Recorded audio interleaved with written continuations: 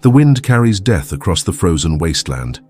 In the heart of the White Death Valley, where even the strongest perish, a family of 5 moves through knee-deep snow, unaware that yellow eyes are watching from the tree line. The largest dire wolf pack in recorded history has claimed this territory as their hunting ground. What happens next will determine whether humanity survives another night in this merciless world. This is their story. The year is 15,000 BCE. The Pleistocene epoch grips the northern continents in an iron fist of ice and snow. The White Death Valley stretches endlessly before a small nomadic family, Kyle, the weathered patriarch whose scars tell stories of countless battles with nature. Mira, his fierce partner whose instincts have kept them alive through 3 brutal winters.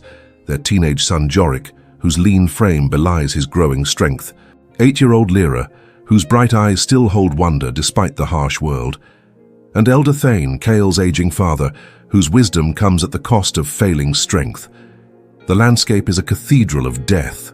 Towering glaciers rise like frozen monuments to a world that has forgotten warmth. Ancient pine trees, their branches heavy with snow, stand sentinel over valleys where the bones of mammoths gleam white against the endless white. The silence is absolute, broken only by the whisper of wind through ice formations and the distant crack of shifting glaciers. This is not a world that forgives weakness. Every step forward is a victory against extinction. Every breath of the razor-sharp air is a reminder that survival is not guaranteed, but earned through blood, cunning, and an unbreakable will to see another dawn. For 7 moons, Kale's family has been walking. The great herds have moved south, following ancient migration routes carved into their genetic memory by countless generations. The family's survival depends on reaching the southern valleys before the deep winter sets in.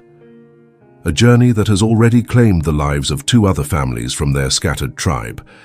Their possessions are few but precious. Flint knives wrapped in mammoth hide, a single torch that must be protected at all costs, dried meat that grows scarcer with each passing day, and furs that mean the difference between sleep and death. Kyle carries a spear tipped with sharpened bone, while Mira bears a smaller weapon designed for close combat. Even young Lyra clutches a stone blade, for in this world, age brings no exemption from the necessity of violence. The family moves in practiced formation. Kyle scouts ahead, reading the land like a sacred text written in snow and stone. Mira watches the flanks, her eyes constantly scanning for threats that could emerge from any shadow. Jorik supports his grandfather, whose labored breathing creates small clouds that dissipate quickly in the bitter air. Lyra stays close to the center, her small frame conserving precious energy for the long march ahead. They are not the apex predators in this frozen hell. That title belongs to creatures far more adapted to the killing cold. Beasts whose very existence is a testament to nature's capacity for creating perfect instruments of death. The first sign comes as they crest a ridge overlooking the valley floor.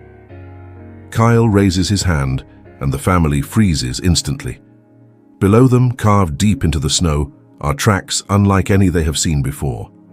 Each paw print is the size of a human head, with claw marks extending far beyond the pad impressions. The tracks form a pattern that speaks of intelligence, coordination, and a hunting strategy refined over millennia. Mira moves to Kale's side, her breath catching as she studies the trail. These are not the tracks of the common wolves they have encountered before. These belong to dire wolves, Canis dirus, the largest and most formidable canine predators to ever walk the earth. Standing nearly 4 feet at the shoulder and weighing over 150 pounds of pure muscle and killing instinct, they are evolution's answer to the question of what happens when survival demands perfection in the art of death. The tracks tell a story written in compressed snow and scattered blood. At least 6 adults, moving in coordinated formation, pursuing something large enough to leave its own desperate trail through the drifts. The hunt ended near a cluster of boulders where dark stains mark the snow and drag marks lead toward a distant cave system. Elder Thane's weathered face grows pale as he examines the signs. In his 70 winters, he has seen dire wolf packs before, but never this close to the migration routes. Something has driven them from their traditional hunting grounds, forcing them into direct competition with the few remaining human families struggling to survive in this frozen wasteland. The wind shifts, carrying with it a scent that makes every primitive instinct scream warnings. It is the smell of fresh blood, wet fur and something else. The musk of predators who have recently fed and are now resting, digesting their kill while planning their next hunt. As the family descends into the valley, the temperature drops noticeably. The snow here is deeper, untouched by wind, creating a deceptive carpet that hides treacherous ice beneath. Each step becomes a calculated risk, for a twisted ankle or broken bone means death not just for the injured, but potentially for the entire family. Jorik is the first to spot them. His sharp young eyes catch movement among the distant rocks, shapes that are too large, too purposeful to be anything but predators. He touches his father's arm and points silently toward the cave system where the dire wolves have made their temporary den. Through the swirling snow, they can make out the massive forms of the pack. The alpha male stands nearly as tall as a small horse, his thick winter coat making him appear even larger. His yellow eyes scan the valley with the confidence of an apex predator who has never known defeat. Around him, 5 other wolves move with the fluid grace of creatures born to kill. The pack has claimed the only shelter for miles, a series of interconnected caves that would provide protection from the coming blizzard. Dark clouds are gathering on the horizon, promising a storm that could last for days. Without shelter, Kale's family will not survive the night.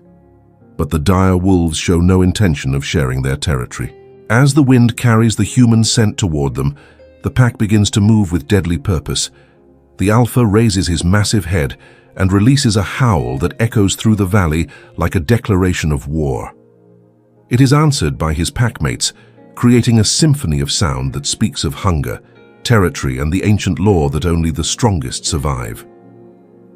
The family has walked into a trap of geography and weather. Behind them, the path they traveled is already being erased by fresh snowfall.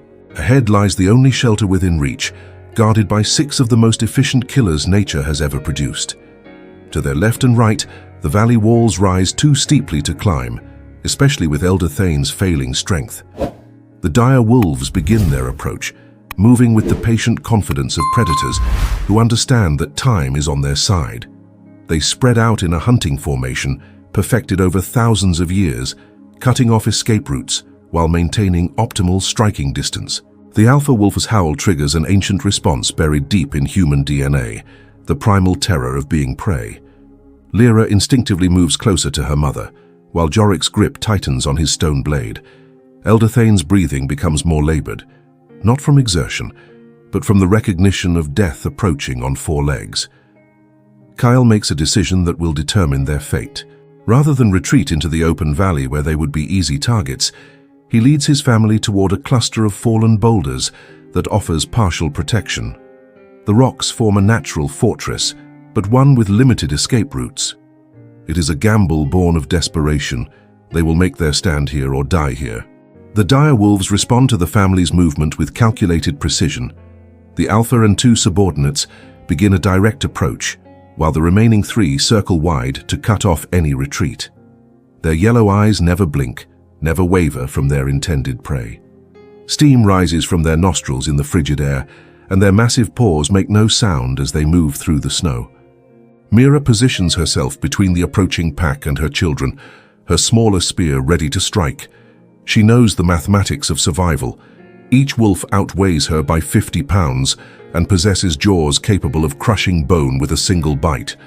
But maternal instinct overrides rational fear, transforming her into something equally dangerous in her own right. The first attack comes without warning. The alpha launches himself through the air in a leap that covers 15 feet, his massive jaws aimed at Kale's throat. Only the hunter's lifetime of experience saves him as he drops and rolls, bringing his bone-tipped spear up in a desperate thrust that catches the wolf in the shoulder. The weapon penetrates thick fur and muscle, but the dire wolf's momentum carries him forward, bowling Kyle over and sending both combatants tumbling into the snow. Blood, both human and wolf, stains the white ground as they struggle for dominance in a battle that has been fought since the first human picked up a stick to defend against the first predator.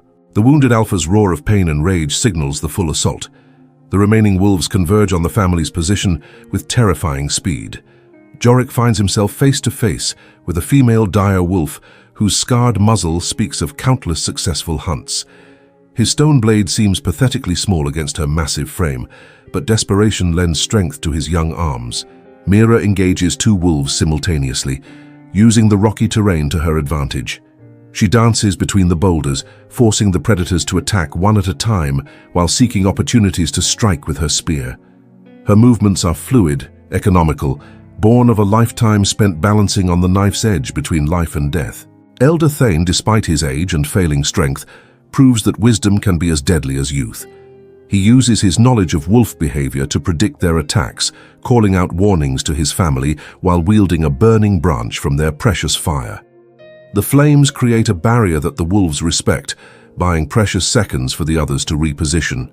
Young Lyra, seemingly the most vulnerable member of the family, becomes an unexpected asset. Her small size allows her to move through spaces too narrow for the massive wolves, and her sharp eyes spot opportunities that the adults, focused on immediate threats, might miss. When one wolf becomes entangled in fallen branches, it is Lyra who alerts Jorik to the opening that allows him to land a crucial blow. The battle rages with primal intensity. Blood soaks the snow as both sides pay the price for survival. Kyle manages to drive his spear deep into the alpha's chest, but the massive wolf's death throes nearly crush him beneath 150 pounds of dying fury.